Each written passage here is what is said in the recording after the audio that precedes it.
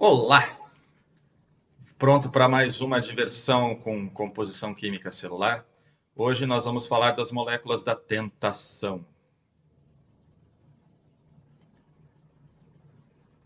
Estamos falando dos lipídios e das gorduras. A maioria das pessoas prefere uma fritura a uma comida cozida. Mas por que será? Acho que tem alguma coisa evolutiva envolvida nisso. Pense a respeito. Essas moléculas da tentação, que são os lipídios e as gorduras, elas têm como base de constituição os ácidos graxos. O que é um ácido graxo? Bom, é um ácido. Um ácido é uma molécula que libera prótons em solução. Você consegue identificar aqui, nessa molécula do ácido butanóico, representada de 4 formas diferentes, qual é o próton que é doado para a solução? Aponta para mim.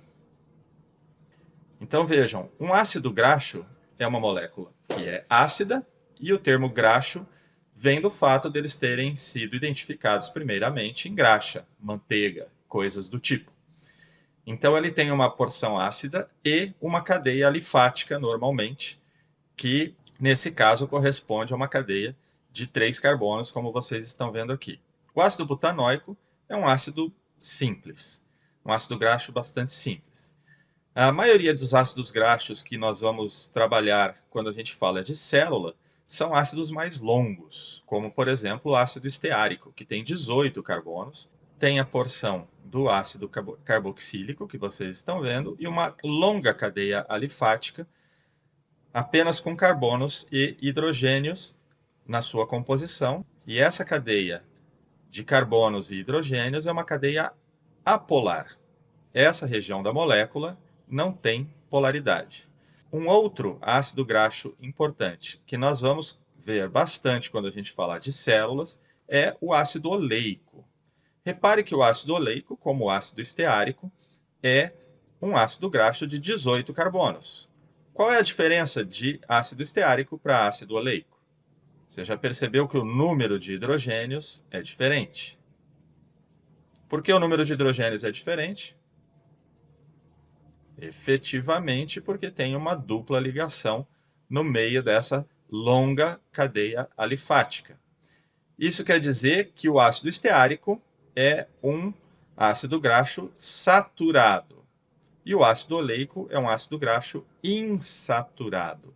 Você já ouviu falar de ácido graxo saturado e insaturado quando você pega, por exemplo, um pote de margarina e descobre que ele é rico em ácidos graxos poliinsaturados. Bacana. O que quer dizer saturado ou insaturado? Se refere justamente a estar saturado de hidrogênios ou não saturado de hidrogênios, insaturado. Cabem mais 2 hidrogênios quando eu tenho 18 carbonos. Então o ácido esteárico tem todos os hidrogênios possíveis, é saturado de hidrogênios. E o ácido oleico é insaturado. As insaturações provocam normalmente dobras na cadeia alifática dos ácidos graxos. Aqui vocês estão vendo diversos exemplos de ácidos graxos com cadeias de diferentes comprimentos e com um número diferente de insaturações, de duplas ou triplas ligações, como vocês estão vendo aqui. Isso é fundamental quando nós formos discutir especialmente membranas biológicas.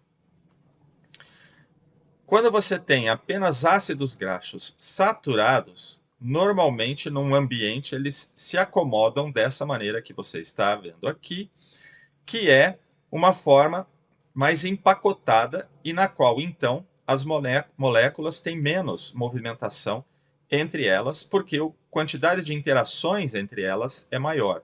Quando eu tenho uma mistura de ácidos graxos saturados e insaturados, como você está vendo aqui, a gente tem um afastamento entre os ácidos graxos e isso diminui a quantidade de interações entre eles. Com uma quantidade de interações diminuídas, eles têm mais mobilidade lateral. Discussão melhor sobre isso vocês vão ver na aula de membranas. Eu vou fazer um desafio para vocês agora. Eu quero que vocês tentem identificar qual tipo de substância corresponde a cada gráfico desses. Vou explicar rapidamente. Do lado esquerdo, desse gráfico, você tem ácidos graxos, a quantidade de ácidos graxos saturados. E do lado direito, a quantidade de ácidos graxos insaturados na composição dessa substância. E embaixo você tem o tamanho das cadeias, 10, 12, 14, 16, 18 carbonos na cadeia. Você vai tentar associar cada substância à sua composição de ácidos graxos. Vamos lá?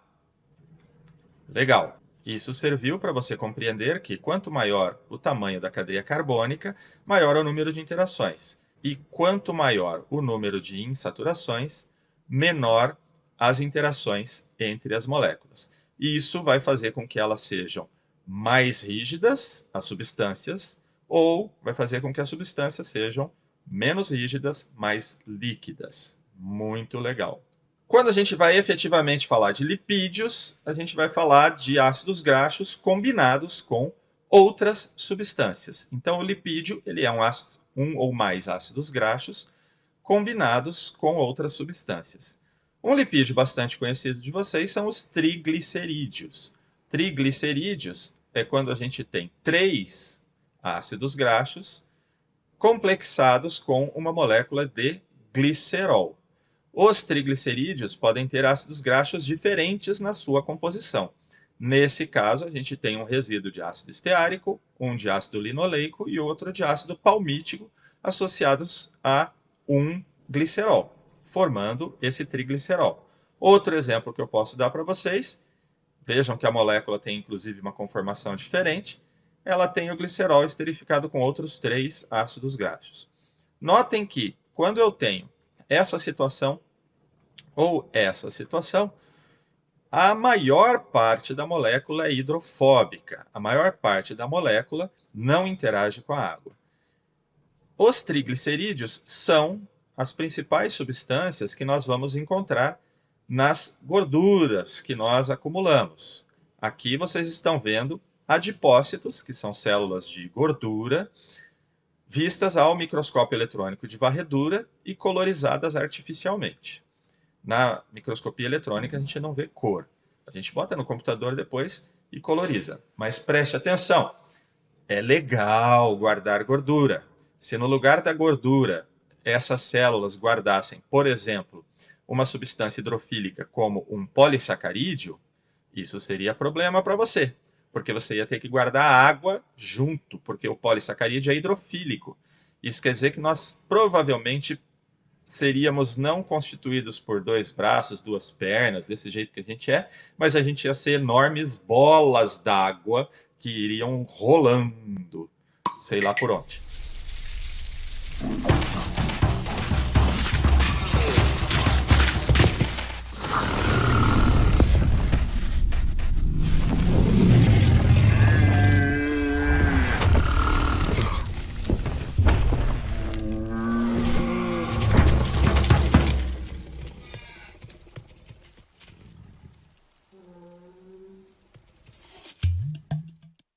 Então, acumular gordura é mais econômico em termos de volume do que acumular polissacarídeos, do que acumular substâncias que são hidrofílicas. Então, não é tão ruim assim guardar gordura. Legal. Nas membranas biológicas, principalmente, vocês vão encontrar um outro tipo de lipídio, que são os fosfolipídios. Por que o nome fosfolipídios? Difícil adivinhar, né? De fato, a gente pode observar que é um lipídio que possui ácidos graxos, normalmente 2 ácidos graxos, associados a um glicerol. Então, ao invés de ser um triglicerídeo, seria um diglicerídeo ou diacilglicerol. E o terceiro carbono do glicerol está associado a um grupamento fosfato e um grupamento polar. Nesse exemplo, esse grupamento polar é a colina. Então, notem aqui a estrutura química da fosfatidilcolina, que é o nome desse lipídio. Tem um ácido graxo saturado, um ácido graxo insaturado, que tem a dobra na cadeia, além do grupamento fosfato e do grupamento colina. O glicerol mais o grupamento fosfato mais a colina formam a região que nós chamamos de cabeça hidrofílica dessa molécula. enquanto que a região dos ácidos graxos corresponde às caudas hidrofóbicas dessa molécula. Os fosfolipídios se caracterizam por possuírem uma porção hidrofílica e uma porção hidrofóbica. Moléculas que possuem regiões hidrofílicas e região hidrofóbica são chamadas de anfipáticas. Elas têm duas patias. Elas gostam de água e não gostam de água ao mesmo tempo. É um paradoxo químico. Aqui alguns exemplos dos principais fosfolipídios que a gente encontra nas membranas biológicas.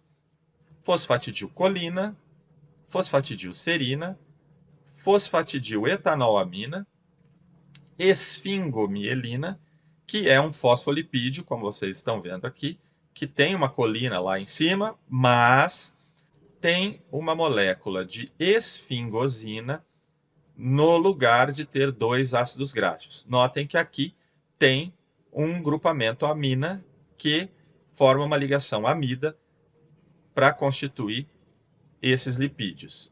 Esses lipídios, ao contrário dos outros fosfolipídios que eu apresentei para vocês, têm duas cadeias saturadas de ácidos graxos.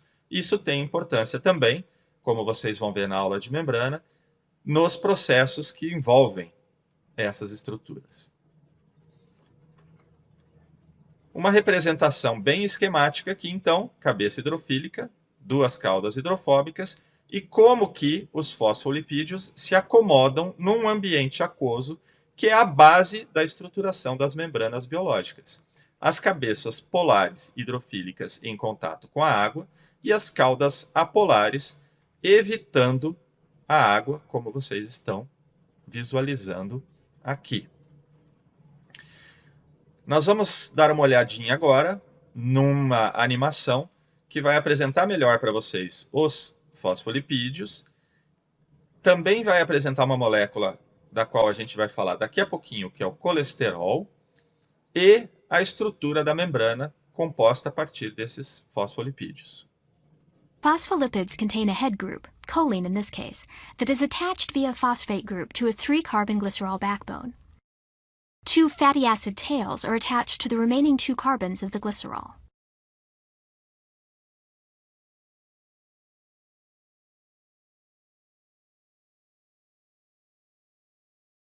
The head groups and the phosphate are polar, that is, they prefer to be in an aqueous environment.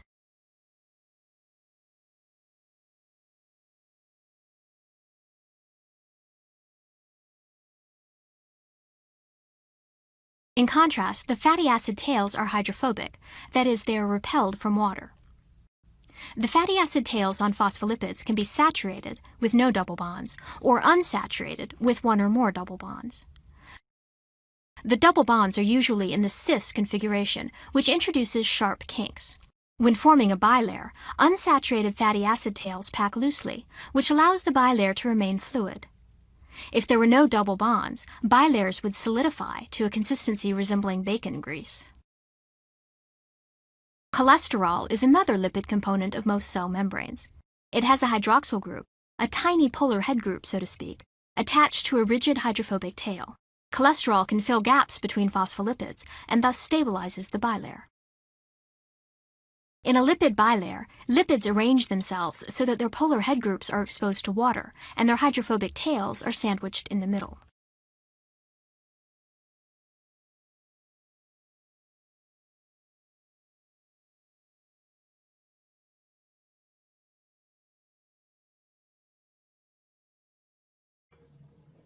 Muito bem.